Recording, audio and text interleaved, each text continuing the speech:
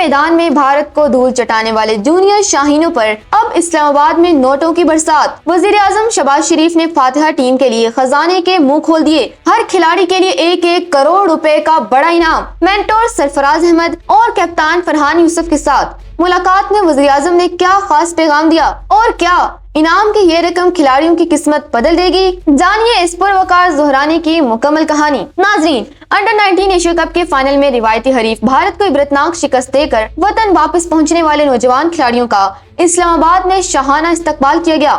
وزیر اعظم شہباز شریف نے فاتحہ ٹیم کے اعزاز میں ایک پروقار زہرانہ دیا، جہاں کھلاڑیوں کی حوصلہ افزائی کے لیے بڑے اعلانات کیے گئے۔ تقریب کے دوران وزیر اعظم شہباز شریف نے ٹیم کی شاندار کارکردگی پر خوشی کا اظہار کرتے ہوئے ہر کھلاڑی کے لیے 1-1 کروڑ روپے نقد انعام کا اعلان کیا۔ وزیر اعظم کا کہنا تھا کہ بھارت کے خلاف فائنل میں ایسی یک طرفہ جیت نے پوری قوم کا سر فخر سے بلند کر دیا ہے۔ انہوں نے ٹیم مینجمنٹ اور کھلاڑیوں کو مبارکباد دیتے ہوئے کہا کہ ان نوجوانوں میں مستقبل کے سٹارز چھپے ہوئے ہیں۔ اس موقع پر chairman P C B Mohsin Naqvi اور وفاقی وزراء بھی موجود تھے۔ محسن نقوی نے وزیر اعظم کو ٹیم کی تیاریوں اور مستقبل کے منصوبوں کے بارے میں بریفنگ دی، جبکہ وزیر اعظم نے پی سی بی کی جانب سے ٹیلنٹ کو نکھارنے کی کوششوں کو سراہا۔ ملاقات کے بعد ٹیم کے مینٹور سرفراز احمد نے کپتان فرحان یوسف کے ہمراہ میڈیا سے گفتگو کی۔ سرفراز احمد کا کہنا تھا کہ وزیر اعظم نے جس طرح کھلاڑیوں کی پذیرائی کی ہے، اس سے ان کا مورال بہت بلند ہوا ہے۔ ہم پر امید ہیں کہ یہ لڑکے مستقبل میں بھی پاکستان کے لیے مزید ٹورنامنٹس جیتیں گے۔ کپتان فرحان یوسف نے فاتحانہ عزم کے ساتھ کہا کہ تمام کھلاڑیوں نے ہر میچ میں اپنی جان لڑائی۔